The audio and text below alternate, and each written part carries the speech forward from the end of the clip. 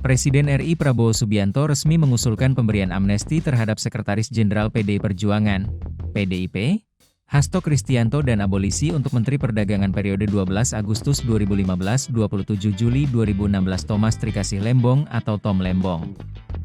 Tom dan Hasto merupakan terdakwa kasus dugaan korupsi. Pengumuman itu disampaikan oleh Wakil Ketua Dewan Perwakilan Rakyat, DPR, RI Sufmi Dasko Ahmad dalam konferensi pers di Gedung DPR, Senayan, Jakarta, Kamis 31 Juli malam.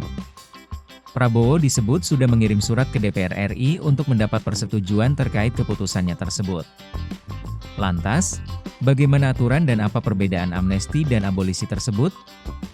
Amnesti dan abolisi merupakan bentuk pengampunan yang diberikan oleh negara, tertuang dalam Pasal 14 Undang-Undang Dasar, UUD, 1945.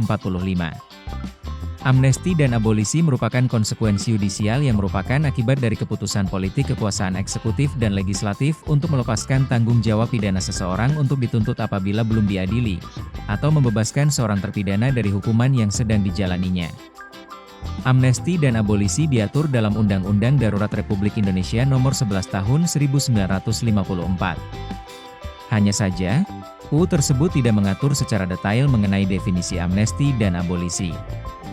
Marwan dan Jimmy dalam bukunya Kamus Hukum, Rangkuman Istilah dan Pengertian dalam Hukum Internasional, Hukum Pidana, Hukum Perdata, Hukum Islam, Hukum Perburuhan, Hukum Agraria, Hukum Administrasi Negara, Hukum Pajak dan Hukum Lingkungan, menjelaskan amnesti adalah pernyataan umum yang diterbitkan melalui atau dengan undang-undang tentang pencabutan akibat dari pemidanaan suatu perbuatan pidana tertentu atau satu kelompok perbuatan pidana.